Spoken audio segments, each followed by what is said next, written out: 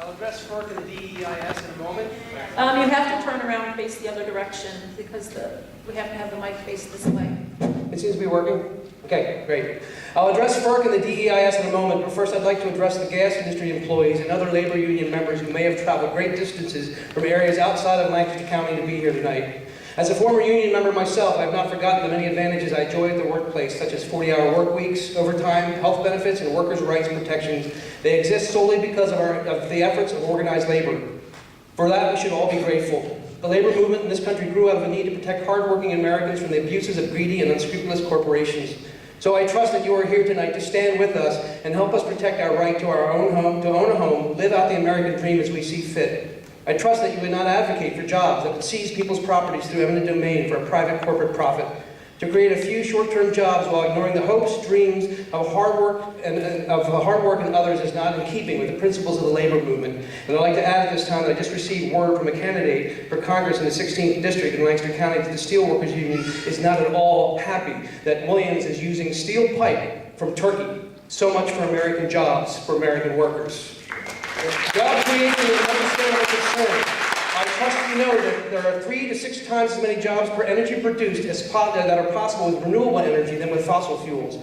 As a society, it is important that we support, redirect, and retrain our workforce to create a just transition to this emerging industrial revolution of a fully renewable powered rural economy. Like it or not, it's coming. You may decide to stay the course. You can help with this revolution, or you can be left behind. And you can decide tonight.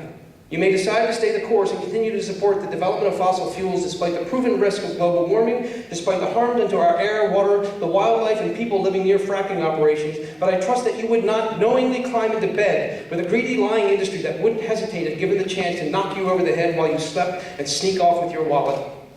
Ferc, guess what? You still have a situation here. If you were not a rubber stamp, you would not allow the taking of people's hard-earned property through the illegal use of eminent domain for a private corporation's gain. If you were not a rubber stamp, you would do as you're required to do and consider the cumulative effects of this pipeline upstream, downstream, and in between, not the least of which is the devastating effects of fracking upstream and the catastrophic consequences of global warming downstream. If you were not just a rubber stamp, you would not only consider bog turtles and water crossings, but you would give consideration to the significant impacts on people who will be in the path of this pipeline for years to come. If you were not just a rubber stamp, you would not have given authorization for the cutting of trees on the Holloran property in Susquehanna County for a pipeline that wasn't even approved to be built. That pipeline was denied that 90% of the Holloran's maple trees are gone along with their maple syrup business. And this was done while U.S. Marshals armed with assault rifles stood watch. Thanks to Ferc and Williams, those trees are gone forever, for nothing. If you were not just a rubber stamp, you would admit that the DEIS is flawed. It states repeatedly that there are no significant impacts. Get out of your concrete and glass bunker in Washington, get on your feet, and come see what is significant to us. The people of Lancaster County intend to hold each of you here today and in Washington, D.C. accountable for your negligence and failings in this process. Lancaster decides, and Lancaster says, no!